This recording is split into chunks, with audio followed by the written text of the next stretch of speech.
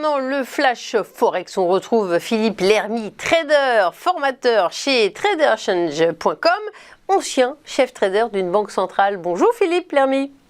Bonjour Fabienne. Alors tout le monde nous parle de cette statistique aux États-Unis plus fort que prévu, les dépenses de consommation, mais on peut regarder pour cette semaine une autre statistique aux États-Unis, c'est l'indice de confiance des consommateurs, n'est-ce pas ?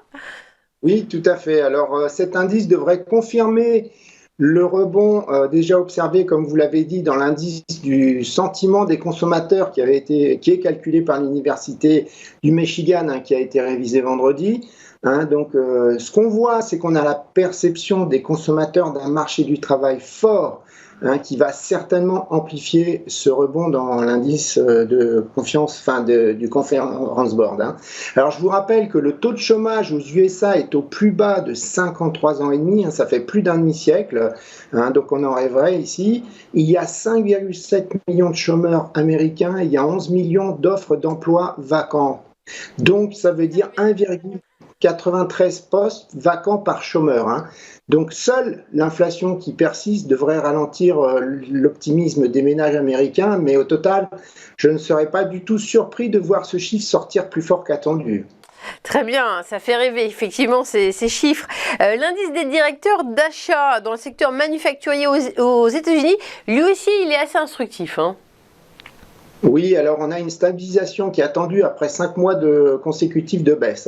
On a les enquêtes régionales de la Fed ainsi que l'indice similaire qui est calculé par S&P Global Ratings qui indique une stabilisation. Donc voilà, on voit bien que sur ce graphe, que ce sont les nouvelles commandes qui ont tiré l'indice vers le bas depuis l'année dernière, avec les consommateurs qui se sont rués vers les services au sortir de la pandémie.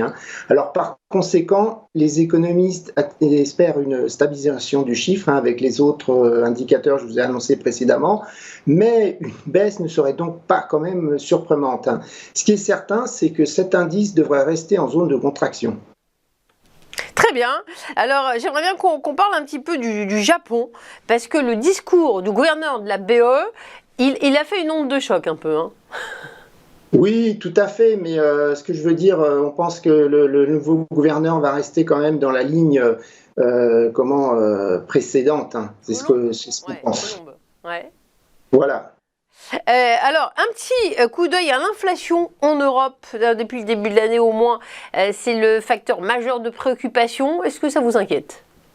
Alors, elle est attendue en ralentissement grâce à la baisse des prix de l'énergie, sur les marchés, qui fait ralentir l'inflation.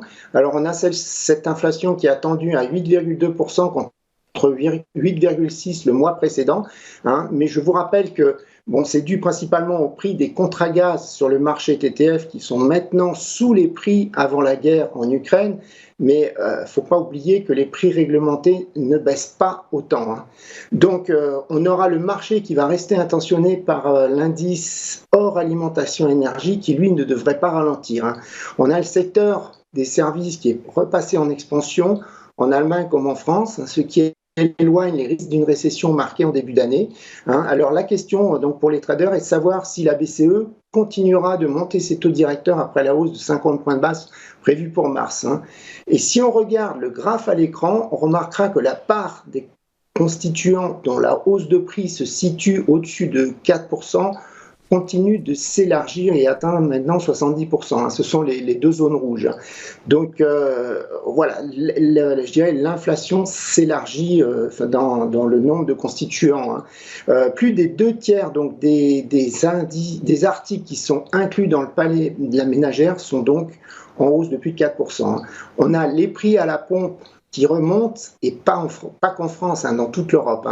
Donc il paraît peu probable à ce stade que l'inflation en zone euro ait atteint un pic, et encore moins qu'elle revienne rapidement vers les 2%. Vous avez évoqué tout à l'heure l'indice des directeurs d'achat dans le secteur manufacturier aux États-Unis. Est-ce qu'on peut parler du secteur des services aussi ?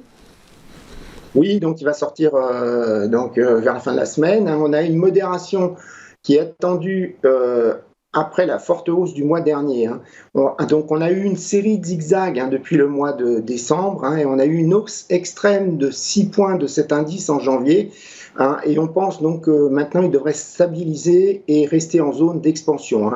L'indice est attendu à 54,4 contre 55,2 le mois précédent. Alors sur le graphe, on voit bien la différence justement entre les deux indices ISM. La reprise se fait nettement dans les services au détriment de l'industrie, mais on remarquera que en fait cette tendance existait déjà avant la pandémie.